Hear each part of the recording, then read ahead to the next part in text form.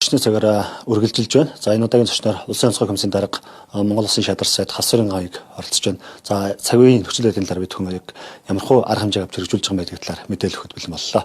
За сайн минут сайн явж байна. За та дөнгөж ажиллаа аваад одоо Баруун аймагт цас цуттай аймагуудаар ажиллаж байна тийм. Ер нь яг Улсын онцгой комиссоос яг энэ цас цуттай аймагуудад нөхцөл байдал хүндэрсэн үед ямар арга хэмжээ авах гэж төлөвлөж байгаа юм бэ? За засгийн газраас яаралтай байдлаар Баруун бүсийн аймагуудад одоо гурил болон тэжээлийг, малын тэжээлийг импортын татваргүйгээр авах асуудлыг улсын их хурлд өргөн барьсан байгаа яаралтай хормоор хэлцээд явж байна. За орон нутгийн төсөв дээр хамгийн багадаа 1% одоо гамшигаас сэргийлэх зорилгоор одоо батлах асуудлыг аймгийн удирдлагуудад чиглэл өглөө.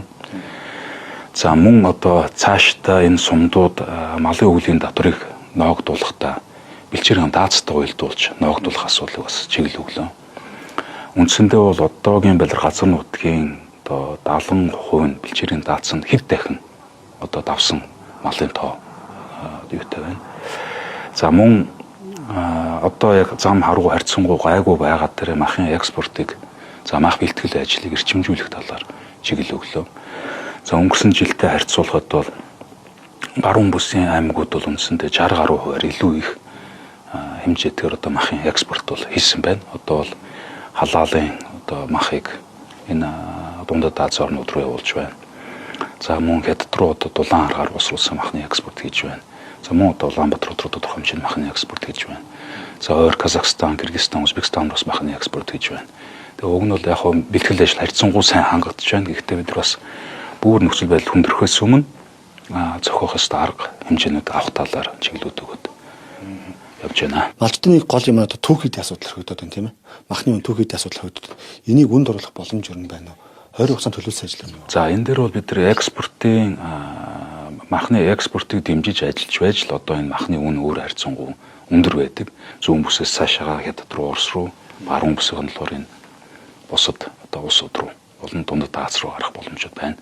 Энэ дөр бол нэлээд одоо зөвхөн Баян Үйлгийн аймагт гэхэд 7 махны үйлдвэр байна. Ховдод 13 махны үйлдвэр ажиллаж байна. За энэ дээр шинээр байгуулагдсан за агуулгын хангамжууд сайжирсан байна. Тэгэхээр агуулгын хангамж сайжирна гэдэг нь хөлдөөд байгууллагууд тийм. Энэ нь болохоор үйл цэнгүй махыг бэлдээд явуулах боломж бүрдэж байна гэсэн үг. Тэгэхээр би түрүүн бас ярьсантайгаа уялдуулаад тэр тэжээлийн тэр газрын асуудлын шийдвэл бид тэр үйл цэнгүй одоо махны экспортыг хийгээд авах боломжтой байна. Ингэснээр манай малчтын амьдрал аж ахуй сайжрах боломж хардж байна гэсэн үг. Нөгөө талаас бэлчээний даацаа тохируулж. Бэлчээний даацаа ч гэсэн бид нар бас тохируулаад явуулаад авах боломжтой болно.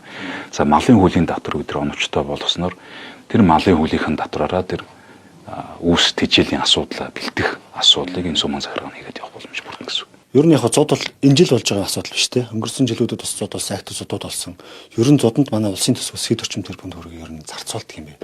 За ер нь бол хамгийн багадаа жилд бол бид нар нэг 100 тэрбумыг зарцуулаад байх шиг байна. Гэхдээ энэ жилийн хувьд бид нар зориудаар ингээд 100 болоод хүндэрснийхэн дараа нь биш одоо болохоос өмнө нэгдүгээр засгийн газрын зандан шатрын засгийн газраас тогтоолыг гаргаж хэрэгжүүлэх үүргийг аймгийн удирдлагууд төгсөн байна. Баруун аймагуудын хувьд бол сайн ярьсан тэр гурилын болон тэжээлийн импортын татварыг тэглэх асуудлыг одоо эх 7 хоног улсын хурлаар яаралтай шийдвэрлэх асуудал байна. Ингэснээр бидний баруун аймагуудын хүнсний асуудлыг болон малын тэжээлийн асуудлыг шийднэ гэсэн үг. За 3 дугаар шатхууны хангамжийг баруун аймагуд дээр бол Оросоос шууд импортлох боломжийг бид нээж өгч байна. Яг сүүлийн 2-7 хоногийн хугацаанд бол бид баруун аймагуд бол Оросоос шууд авах боломжгүй байгаа тань. Тэгэхээр бид нар сая Оросын холбооны усад айлчлахтаа Газпромоос шууд нефтийг авах, шатхууныг авах асуудлыг ярьсан байна. За бүгэн хугацаанд мэдээлэл танд баярлалаа. За баярлалаа. За зөвштэй өнөөдрийн зочны цугаар Монгол Улсын шадар сайд Улсын онцгой комиссийн дарга Хасварын гаыг бидэнтэй ярилцлаа.